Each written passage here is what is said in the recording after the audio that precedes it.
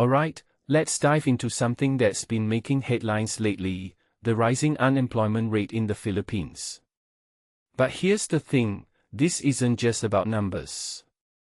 It's about people, opportunities, and the future of an entire economy. So, let's break it down. First off, the unemployment rate hit 4.9% in June. Sounds manageable, right? Wrong. What's alarming is the context. Around 650,000 new job seekers entered the workforce, but only about 310,000 found jobs.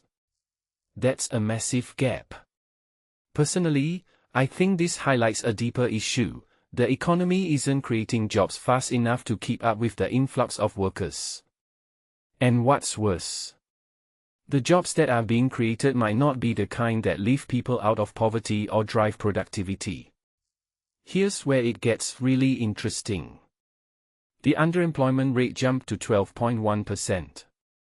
What many people don't realize is that underemployment isn't just about not having a job, it's about having a job that doesn't meet your needs. These are people who are technically employed but still want more hours, better pay, or a more stable position. If you take a step back and think about it, this suggests that the economy is stuck in a low productivity trap. Sure, there are jobs, but they're not the kind that propel economic growth or improve living standards. Filipino STA Honor 3, from Action for Economic Reforms, points out something crucial: the informal sector. Up to 82% of workers are in informal jobs, which often means low wages and low productivity.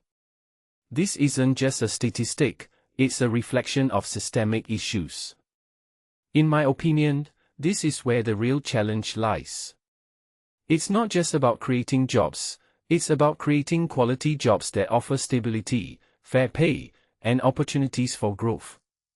Sir Percival Painarias adds another layer to this.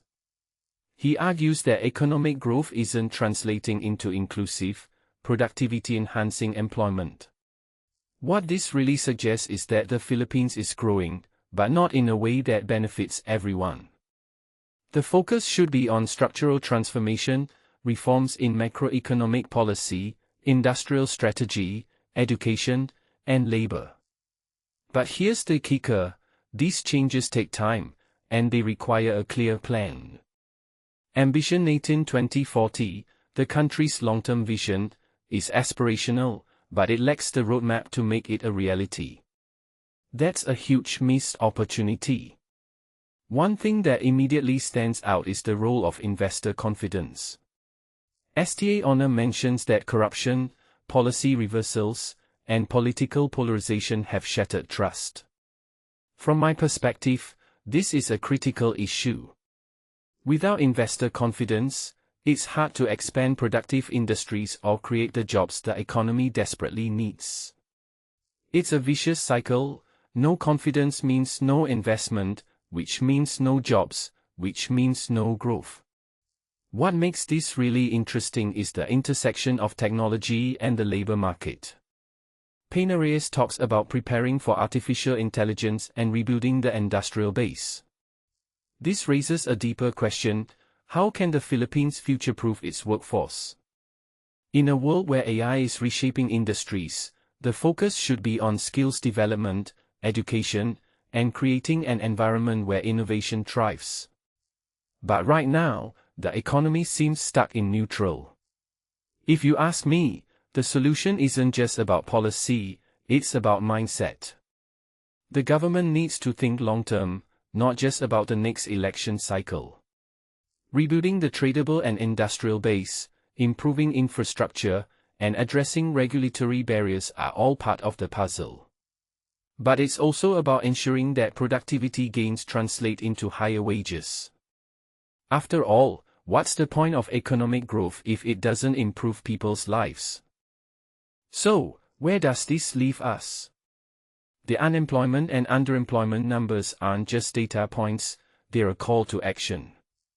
The Philippines has the potential to transform its economy, but it needs a clear plan, political will, and a focus on inclusive growth.